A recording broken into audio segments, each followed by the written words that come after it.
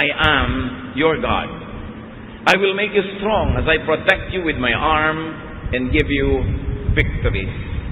Maraming turo ang Panginoon sa Old Testament, maging sa New, na laging ang tema ay huwag kang matakot, huwag kang panghinaan ng loob, maging matatag ka dahil ako ang iyong Diyos at alam ko ang nangyayari sa iyong buhay.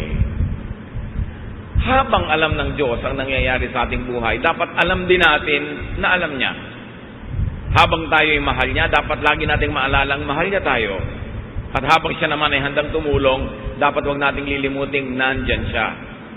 Hindi nawawala ang Diyos, pero kung minsan ang ipinanghihina natin ay yung kawalan ng pagtitiwala o pagkalimot kung sino ang Diyos sa ating buhay. Jeremiah 17:7-8. But I will bless those who trust me. They will be like trees growing beside a stream,